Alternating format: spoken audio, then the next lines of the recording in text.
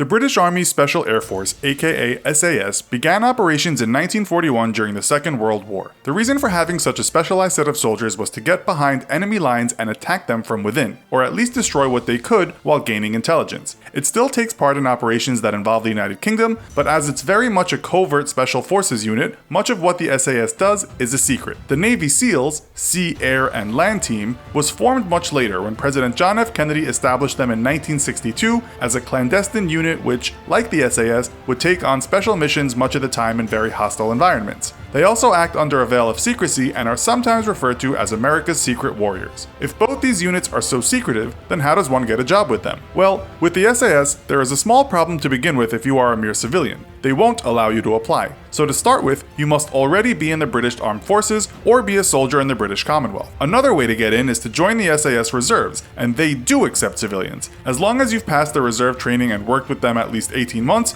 you can apply to work in the SAS proper. To apply for the SAS, you should be between 18 and 32 years of age and be in amazing physical and mental shape. You'll be required to do at least a 3-year stretch. Women can apply, but have so far been excluded from most combat movements. To apply, you must accept that you know the harsh demands expected of you, people have died during training, and that means signing an Army General Administrative Instruction form. You're basically acknowledging you are willing to go through hell. Next comes the medical, the battle fitness test, which will mean running fully kitted or squatted for 1.5 miles in 15 minutes. Apparently 10% of applicants don't even make it past this point. That pace for even an average person in running shoes and shorts isn't too bad. Now you start your real training. To join the Navy SEALs, you need to be a natural-born or naturalized American between the ages of 18 and 28, although at 17 you can join if your parents say it's okay. If you want to become an officer, you can be up to the age of 33. The first woman ever started the training in 2017, but dropped out soon after. You'll need to have a clean record, and many background checks will be done. You'll then undergo physical and mental tests, including an eye test to make sure you have under 20/70 vision. As for what shape you must be in, well, you are going to go through hell with the SEALs, so they suggest you follow their Navy Special Warfare Physical Training Guide. This includes lots of long and short swims and runs, lots of interval training, as well as other workouts. As for other strength training, their gym workouts basically tell you you'll have to be as strong as a bull as well as have all the cardio attributes. You'll be screened before you can start training, and that will mean you must show that you can run 1.5 miles in 11 minutes,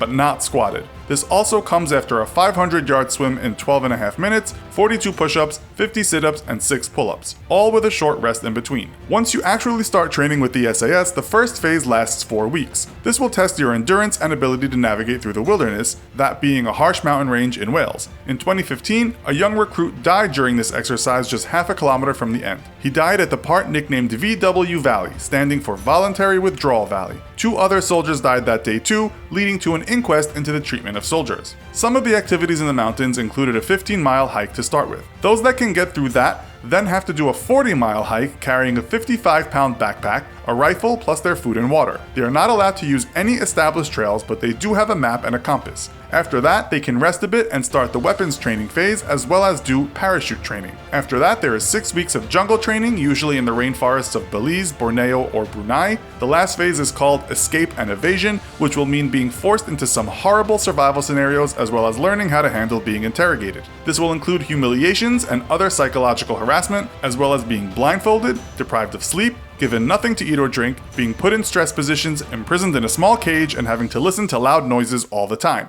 SAS tough guy turned novelist said physical injuries finish a lot of people off during training, but you need a lot of strength of will to get through the psychological stuff. In 2016, the Washington Times reported that 1 Navy SEAL died in 3 out of the last 4 training classes. One was a drowning, another a suicide, and another a car crash after drinking heavily. The Post states that the 6-month training will include a 7-day stretch of little sleep, self-induced hypothermia, and brutal physical conditioning known as Hell Week. It's Hell Week where most recruits drop out. The training in Colorado starts with 5 weeks of pre-training in class. Get through that and you enter the realm of pain and indignity. The Navy SEALs website doesn't go into specifics, but states that you'll be tested to your limits of fatigue. This will include running through sand, swimming in oceans, sometimes in the middle of the night with your clothes on, rappelling down cliffs or buildings at speed, enduring cold and heat, getting lost and finding ways out, combat training, long-distance underwater dives, weapons and explosives training, mission planning, tactics training, and more. Hell Week seems to be the worst part. One soldier described it as being designed to put you through 24/7 days of no rest and continual harassment. From his class of 300, only 19 completed the training. In all, it will last 5.5 days and you'll almost continuously be pushed to your limits. You are allowed no more than about 4 hours sleep during the entire training. You'll also have to deal with integration in what's called the survival, evasion, resistance, and escape phase. Former SEAL Brandon Webb said it will involve sacks over your head, being beaten with sticks, and humiliation. It's here, he said, that some people lose their minds. At least after that you get some classroom time. For 7 weeks you'll also have a land warfare phase as well as parachute training. If you pass it all, you'll be given the Navy SEAL Trident, but then have to do advanced training. This will include sniper, communications, and free fall parachute training. Once you are done, you'll have way more weapons to use than a regular soldier. In the SAS, this will include a C8 carbine assault rifle, an ultra-compact individual weapon, an M16, an HK MP5 submachine gun, an HK 417 sniper rifle, an AW50 anti-material rifle, handguns, tear gas, canister launchers, stun grenades, rocket launchers, portable anti-personnel mines, grenade launchers, surface-to-air missiles, and many more things